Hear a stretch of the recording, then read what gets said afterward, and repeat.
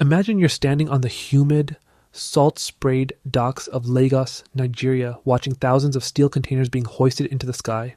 Here's a shocking reality. Africa has the youngest population on the planet, with a median age of just 19. You probably thought this story was going to be about foreign aid or natural resources, but it's actually about something much more aggressive: the construction of a borderless economic empire. So, how does a continent with 54 different countries and a history of deep division decide to finally build the world's largest free trade zone? To understand where this is going, we have to look at the mess that existed before. For decades, the map of Africa has been a nightmare for anyone trying to move a box of goods from point A to point B. If you look at a map of the world's trade routes, you'll notice a strange pattern. Most African countries have historically traded more with Europe or China than they do with their own neighbors. It's a bizarre setup. It means a factory in Kenya often finds it cheaper and easier to buy parts from London than from Ethiopia, right next door. This wasn't an accident. It was the result of a colonial-era design that built roads and rails leading straight to the coast for export, rather than connecting cities within the continent. This created what economists often call a spaghetti bowl of trade rules. Picture dozens of overlapping agreements, each with its own taxes, its own paperwork, and its own special interests. It was a system designed to keep the continent fragmented. For a long time, the idea of a unified African market was just a dream, tucked away in academic papers and hopeful speeches at the African Union. But then, things started to shift. The global economy was changing, and the leaders of these nations realized that if they didn't unite, they would remain at the mercy of larger powers forever. The big turning point arrived in March 2018. The setting was Kigali, Rwanda. It's a city known for its hills and its incredible transformation over the last few decades. Leaders from across the continent gathered in a massive glass-walled convention center. The air was thick with a mix of excitement and extreme skepticism. Nothing this big had ever been attempted since the creation of the World Trade Organization. The goal was simple but massive: create the African Continental Free Trade Area, or AfCFTA. On that day, 44 countries put pen to paper. It was a historic moment that many people thought would never actually happen. However, there was a glaring hole in the celebration. Nigeria, the largest economy on the continent, wasn't there. They stayed home, worried that opening their borders would destroy their local industries. This created immediate tension. It's hard to have a continental trade deal when the biggest player in the room refuses to join the club. Now let's look closer at why this mattered so much on the ground. Picture a truck driver named Kofi. He's hauling a load of fresh tomatoes from a farm in Ghana, trying to get them to a market in neighboring Togo. In a normal world, that's a quick drive. But for Kofi, it's a descent into administrative hell. He pulls up to the border, and the engine idles in the blistering heat. He's not just waiting for a quick passport stamp. He has a stack of paperwork thick enough to be a novel. He has to deal with customs officials who might decide his documents aren't quite right today. Hours turn into days. The cooling system on his truck is working overtime, burning expensive diesel just to keep the cargo from rotting. He watches as other drivers give up and start selling their goods right there on the side of the road for pennies on the dollar. This is the border tax that no one sees on a spreadsheet. It's the cost of time, corruption, and pure inefficiency.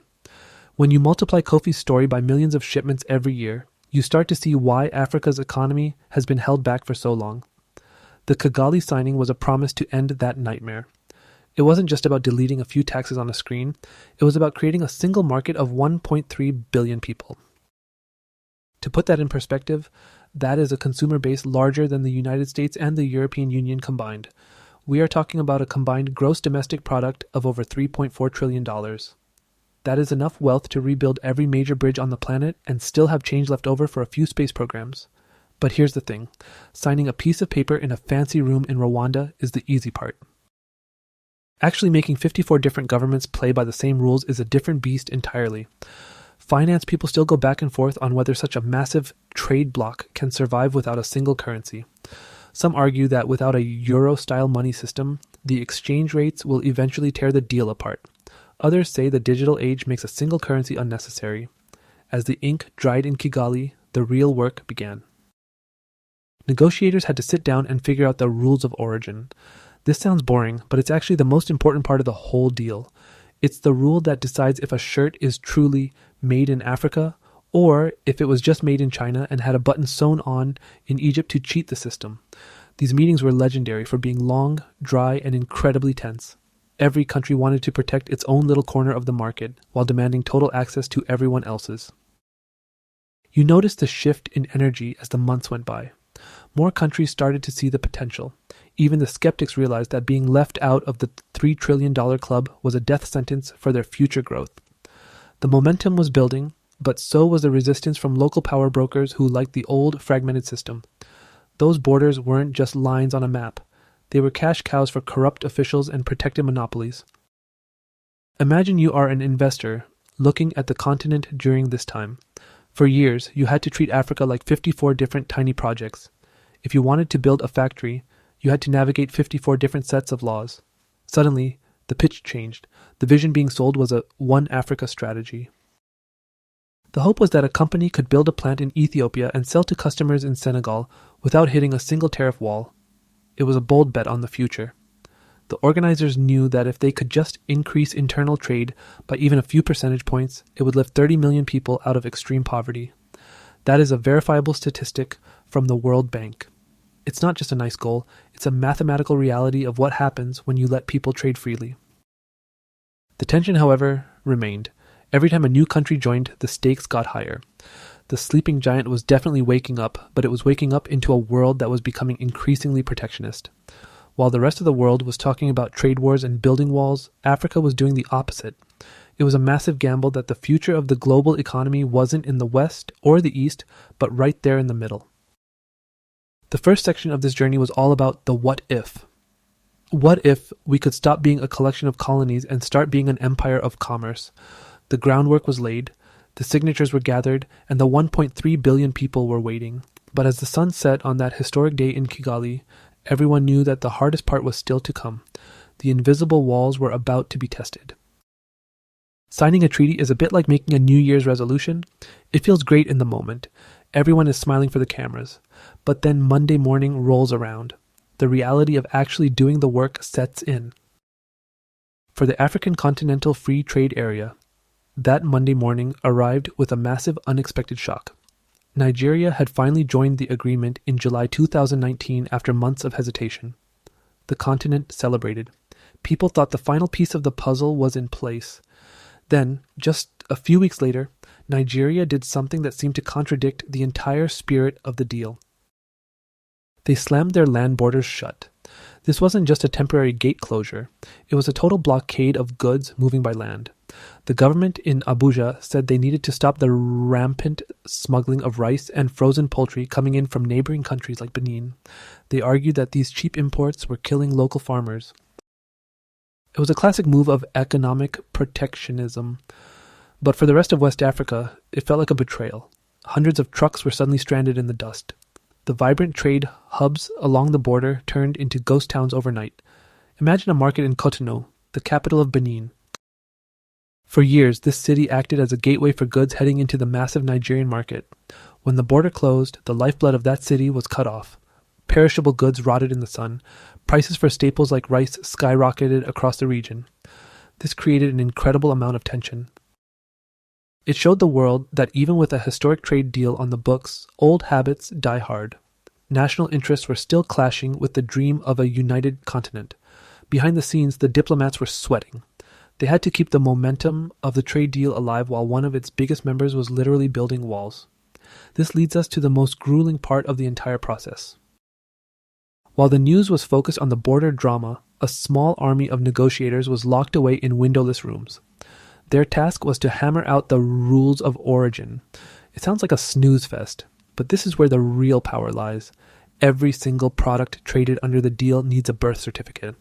Negotiators had to go through a list of over 5,000 different products. They had to decide exactly how much of a product must be made within Africa to qualify for zero taxes. Think about a simple cotton shirt. If the cotton is grown in Mali, spun into yarn in Ghana, and sewn in Egypt, it is clearly African. But what if the zippers are from China? What if the buttons are from Italy? Analysts still argue about whether these rules are too strict or too loose. Some experts say that if the rules are too tough, small businesses will never be able to keep up with the paperwork. Others argue that if they are too loose, the continent will just become a back door for cheap foreign goods to flood the market. It was a high-stakes balancing act. The negotiators spent years debating the specific percentage of local content for everything from car batteries to chocolate bars. Every decimal point represented millions of dollars in potential profit or loss for local industries. Then came the official start date. On January 1st, 2021, the African Continental Free Trade Area officially went live. This was a verifiable milestone. Even though the world was still grappling with a global pandemic, the trade bloc pushed forward. The first symbolic shipments began to move. In Ghana, a local company prepared a shipment of cosmetics and alcoholic beverages destined for South Africa. It was a small start, but the message was loud and clear. The machinery of the empire was finally in motion. Now let's look at how this started to change things for the small players. Picture a woman named Amara, who runs a small textile business in Nairobi, Kenya. For years, she wanted to sell her high-quality African print fabrics to customers in Lagos or Dakar, but the math never worked out. By the time she paid the export taxes, the transport fees, and the facilitation costs at the borders, her fabric was too expensive for most people to buy. Under the new rules, those walls started to thin out. Amara didn't need to be a multinational corporation to benefit. She just needed a clear set of rules and a way to prove her fabric was truly Kenyan. You notice the shift in her business model almost immediately. Instead of just looking at the local Nairobi market, she starts thinking about the whole continent. This is the psychological shift that the trade deal triggered. It started to turn millions of small-scale entrepreneurs into continental traders. However, the road was still incredibly bumpy. The border between Nigeria and its neighbors eventually reopened, but the scars remained.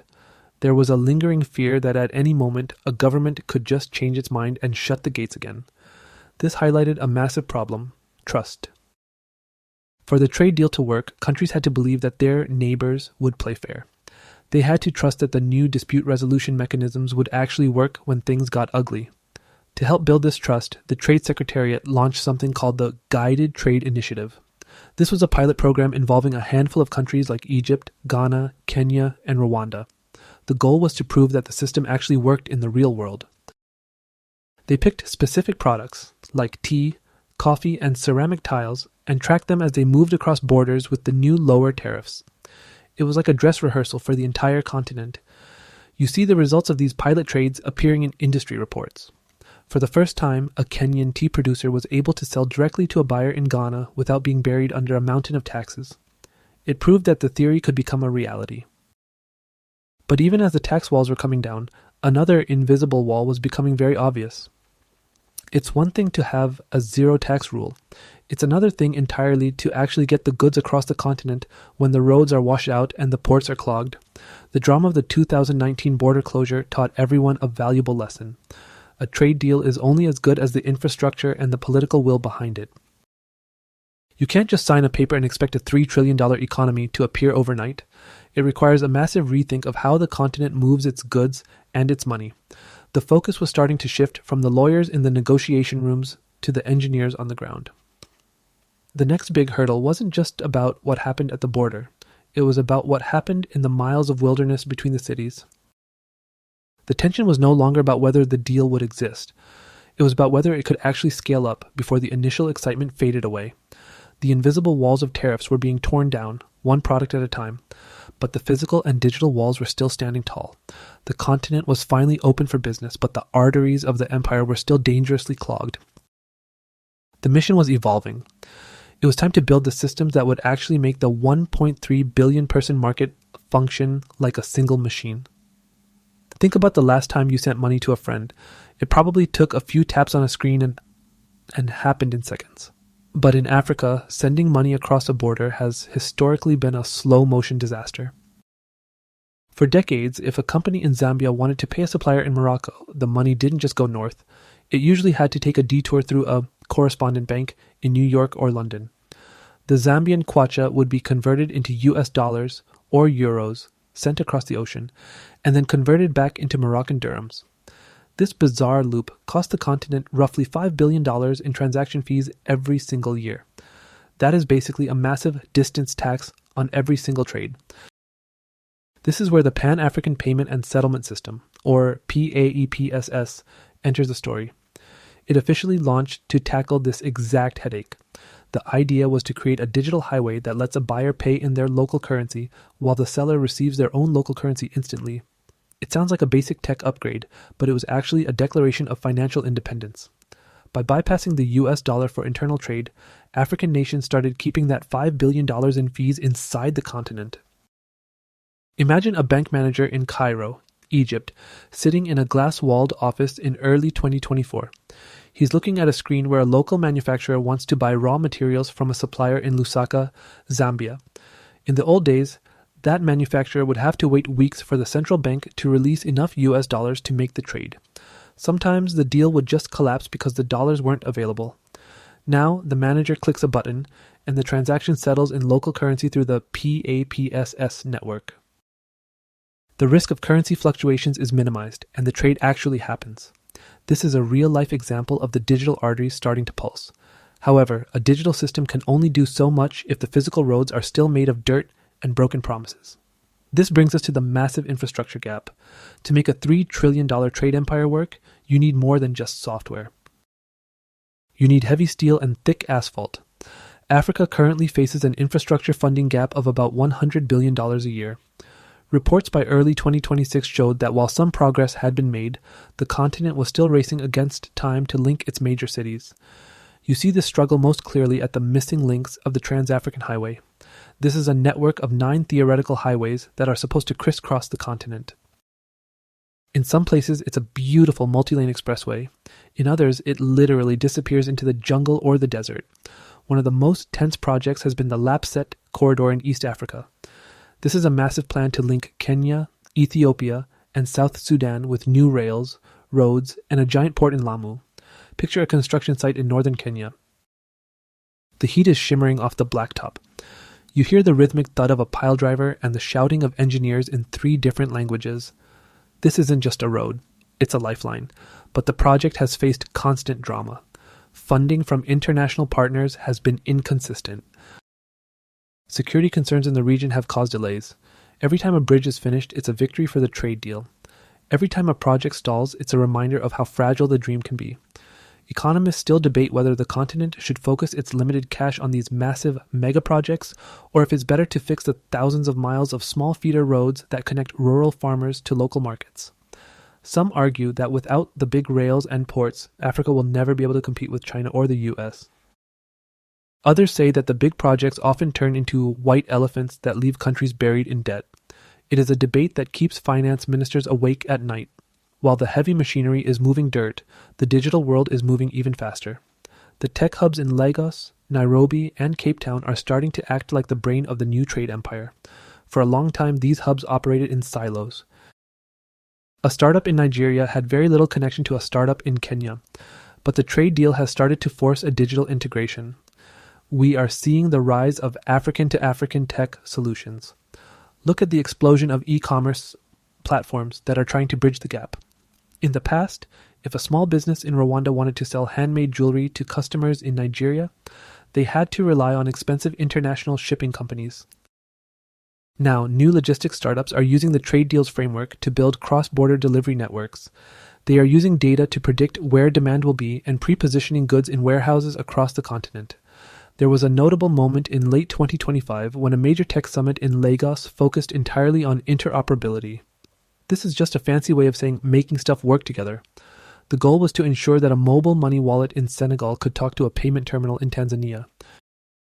You notice the energy in these rooms. It's a mix of raw ambition and the realization that they are building a new financial architecture from scratch. They aren't trying to copy the West anymore. They are trying to leapfrog it. But this digital push has its own friction. Many governments are still nervous about data sovereignty. They worry about where their citizens' financial data is stored. This has led to intense negotiations over the Protocol on Digital Trade. It's another one of those thick documents that will decide who wins and who loses in the $3 trillion market. If the rules are too restrictive, the tech explosion will fizzle out. If they are too loose, it could lead to a digital Wild West, where consumer protections are non-existent. You find yourself looking at a map of African undersea cables. For years, these cables mostly connected Africa to Europe. Now, we are seeing more horizontal cables that connect African coastal cities to each other. It's a physical manifestation of the trade deal. The continent is literally rewiring itself to look inward. This connectivity is the prerequisite for everything else. Without it, the free trade area is just a collection of countries with the same tax rules but no way to talk to each other. The tension here is between the old guard and the new. There are still many powerful people who benefit from the status quo, the middlemen, the currency speculators, and the gatekeepers of the old, fragmented borders. They see the digital and physical integration as a threat to their business models. On the other side, you have a generation of young entrepreneurs and reform-minded leaders who see it as the only way to survive in a globalized world. By the start of 2026, the arteries were far from perfect, but they were finally being connected. The Pan-African payment system was moving hundreds of millions of dollars. The missing links on the highways were being filled in, mile by grueling mile. The tech hubs were no longer islands, they were becoming a network. The empire was no longer just a legal concept. It was becoming a physical reality that you could see on a map and feel in a bank account. The skeleton was built. Now it was time to see if the continent could actually fill it with the muscles of industry and global influence. The rest of the world has spent a long time looking at Africa as a giant pantry. For over a century, the global north saw the continent as a place to grab raw materials like cocoa, oil, and copper. These items were shipped out, processed elsewhere, and sold back to Africans as finished products. It was a one-way street of wealth. However, as the free trade area began to solidify in early 2026, the global superpowers realized the rules of the game were changing. They weren't just dealing with 54 individual negotiators anymore. They were facing a unified bloc that wanted to keep the value-added profits at home. You might think the big players in Washington, Brussels, and Beijing would be thrilled about a more efficient African market. On the surface, they were. But behind closed doors, there was a lot of scrambling. If Africa starts processing its own lithium for electric vehicle batteries, that's a direct threat to the manufacturing monopolies in Asia and Europe. The tension shifted from how do we help Africa to how do we compete with a united Africa. We started seeing a flurry of new trade proposals that looked more like desperate defensive moves than partnerships. One notable moment happened during a high-level trade summit in Brussels. European officials realized that their old economic partnership agreements were looking increasingly outdated. These old deals often forced African countries to lower their guards while the EU kept its own agricultural subsidies. But with the AfCFTA in full swing, African leaders had a new leverage point. They started saying no to deals that didn't include investments in local factories. It was a verifiable shift in the power balance. For the first time, the continent was acting like a single, massive customer that knew its own worth. Let's look at a micro scene to see how this played out in the world of corporate finance. Imagine an earnings call for a massive global consumer goods company in early 2026. The CEO is speaking to a group of analysts. He notes that the company is completely overhauling its Africa strategy. In the past, they just shipped finished soap and snacks from their plants in Southeast Asia to various African ports. But now, the new rules of origin in the trade deal mean those imported goods are facing much higher taxes than goods made inside the bloc. The CEO tells the investors that the company has no choice but to build 3 new regional hubs in Egypt, Nigeria, and Kenya. This is a massive capital expenditure. He admits that if they don't manufacture locally, they will lose the entire 1.3 billion person market to local competitors. You see the investor reaction in the stock price. There's a temporary dip because of the high costs of building factories, but then a slow climb. The market realizes that the only way to win in the new Africa is to actually be part of its industrial revolution. This is the forced industrialization that the trade deal was designed to trigger. But this brings us to a very messy conflict. Can African manufacturers actually scale up fast enough to fill the gap? It's one thing to tax foreign imports. It's another thing to actually have enough local factories to keep the shelves full. Finance people still go back and forth on whether the continent is moving too fast. Some argue that by locking out cheap foreign goods before local industry is ready, governments are just going to cause massive inflation. They worry that the average person will end up paying more for basic needs while local factories struggle with power outages and high labor costs. This debate isn't just academic. It's a daily reality for people like David, who owns a medium-sized furniture factory in Addis Ababa, Ethiopia. David is a visionary. He wants to be the IKEA of Africa. The trade deal has opened up doors for him to sell his modern, flat-pack tables to customers in South Africa and Rwanda. On paper, his business should be exploding, but he hits a wall almost every day. When he tries to double his production, the local power grid fails. When he tries to import high-quality glue from a neighbor, he finds out the rules of origin paperwork for that specific chemical is still stuck in a bureaucratic loop. David is caught in the middle management trap of the trade empire. He's too big to be a local shop and too small to have his own private power plant. His struggle represents the biggest risk to the entire project. If the Davids of the continent can't scale up, the trade deal will just create a vacuum that gets filled by black market, smuggling, or political unrest. You can almost hear the ticking clock. The trade deal created the demand, but the supply side is still sweating to keep up.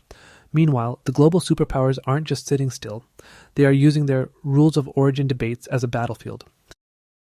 China, for instance, has been a major player in building Africa's infrastructure, but many of the materials used in that infrastructure come from Chinese factories. There is a real disagreement on whether these Chinese-built zones in Africa should count as African for trade purposes. Some local manufacturers claim these zones are just Trojan horses. They argue that a factory owned by a foreign government using foreign materials isn't really helping the continent grow. It's just a way to bypass the taxes.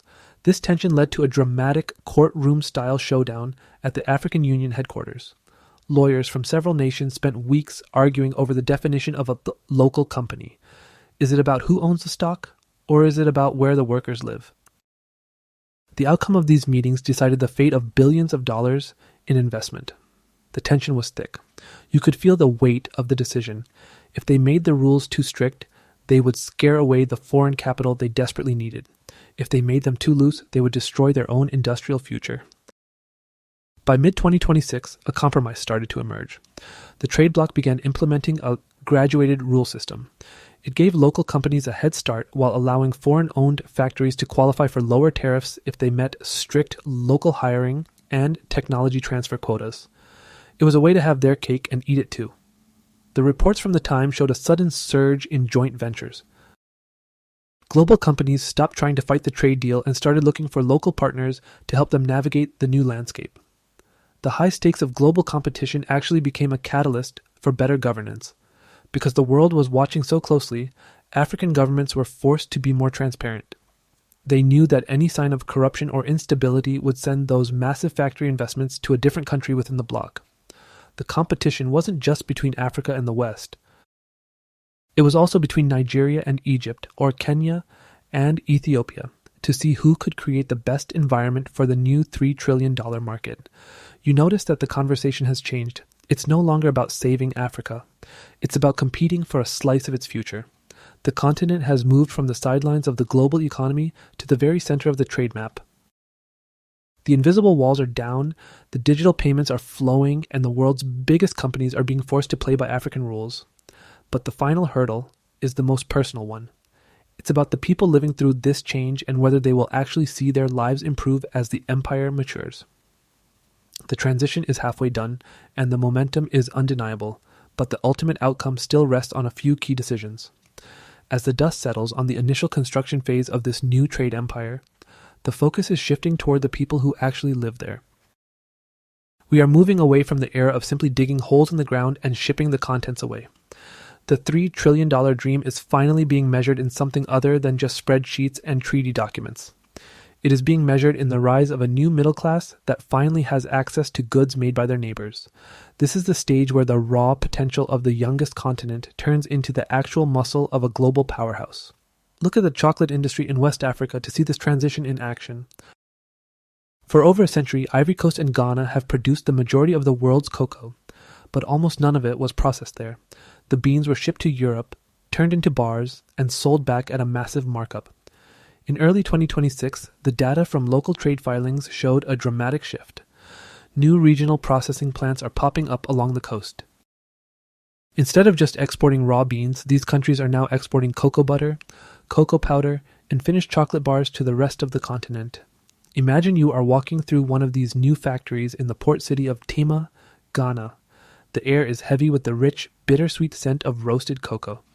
You hear the constant hum of modern machinery, much of it operated by young African engineers.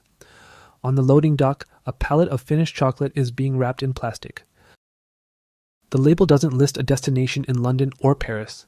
It's heading to a supermarket chain in Luanda, Angola. This is a micro scene of the value-added revolution.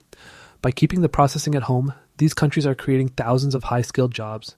They are finally capturing the wealth that used to leak out of the continent every single day. However, this rapid growth has triggered a new and very intense set of political debates.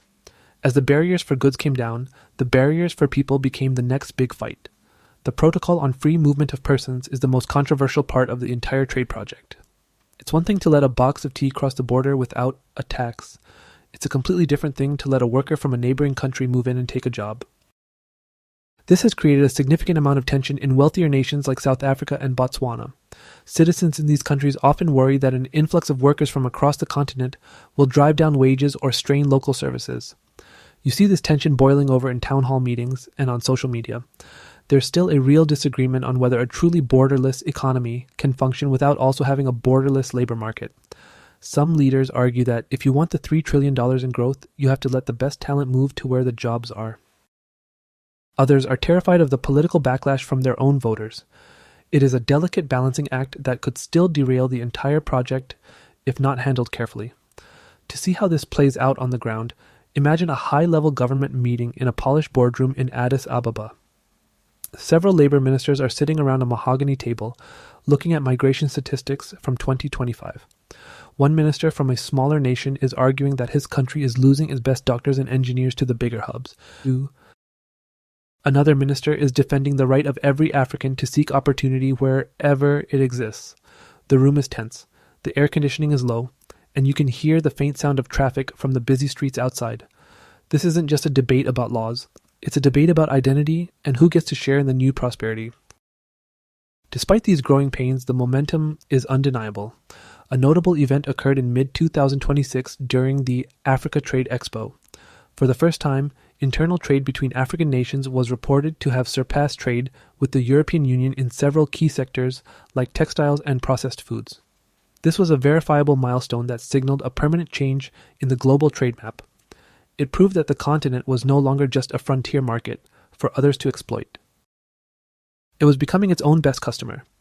Analysts at the time pointed to the multiplier effect of this internal trade. When a Kenyan company buys furniture from Ethiopia, that money stays within the African ecosystem. It gets reinvested into local banks, spent in local shops, and used to train the next generation of workers. This creates a feedback loop of wealth that the continent has never seen before. We are seeing the birth of an African middle class that is estimated to reach over 300 million people by the end of the decade. These are consumers who want cars, smartphones, and high-quality food, and they want them made in Africa. You notice a change in the way international news covers the continent. The old stories of poverty and aid are being replaced by stories of mergers and acquisitions. Global investors are no longer asking if Africa is ready for business. They are asking how they can get a piece of the $3 trillion pie before it's too late. The internal migration of capital is just as important as the movement of goods. We are seeing major banks in Morocco and Nigeria expanding across the entire continent, creating a financial backbone that can rival the biggest institutions in the West. But there is still a final hurdle that everyone is watching. As the trade empire grows, so does the risk of inequality between nations. There's a fear that the biggest economies like Egypt, Nigeria, and South Africa will swallow up all the benefits, leaving smaller, landlocked nations behind. To address this, the Trade Secretariat has set up an adjustment fund. This is a massive pool of money designed to help smaller countries upgrade their infrastructure and retrain their workers so they don't get left in the dust. Finance people still go back and forth on whether this fund is large enough to actually make a difference. Some critics call it a drop in the bucket compared to the massive scale of the challenge. Others see it as a vital safety net that will prevent the trade bloc from fracturing. The tension between the winners and the losers of free trade is a story as old as time, but in Africa, the stakes feel much higher. The survival of the entire project depends on making sure that a farmer in Malawi feels the benefits just as much as a tech CEO in Lagos. As 2026 progresses, the first signs of a truly borderless African economy are becoming part of daily life. You see it in the Made in Africa labels that are starting to dominate the shelves. You see it in the seamless digital payments that are replacing stacks of dirty cash. and you see it in the eyes of a young generation that no longer looks at the ocean as the only way to find a better future. They are looking across their own borders instead. The empire isn't just rising, it is settling in for the long haul. The $3 trillion vision is no longer a dream for the next century. It is the reality of right now. The journey from a fragmented collection of colonies to a unified economic powerhouse has been long and incredibly messy. There were moments when the whole thing seemed like it would fall apart under the weight of its own ambition, but the invisible walls are gone. The physical roads are being built. The digital systems are pulsing with life. The youngest continent has finally built its own engine, and it's running at full speed. The world is watching a new giant take its place at the table, and for the first time in history, Africa is the one setting the menu. This is a pretty incredible moment in history to witness. It's not every day you get to see an entire continent redraw its own destiny. I'd love to hear from you guys on this one. Where are you watching from today? If you're living in one of the countries we talked about, I want to know how the economic situation feels on the ground for you right now. Do you see these changes happening in your own neighborhood, or does it still feel like a world away? Also, what are your big plans for the coming year? Are you looking to start a business or maybe travel across some of these newly opened borders? I really hope you enjoyed this deep dive into the rising $3 trillion empire. If you found this story insightful, please go ahead and hit that like button. It really helps the channel reach more people who care about these kinds of shifts in the world. And if you want to make sure you don't miss our next stories on global economics and the big trends shaping our future, definitely subscribe and turn on those notifications. I've got a lot more planned for you, and I'd love to have you along for the ride. Thanks for hanging out with me today, and I'll see you in the next one.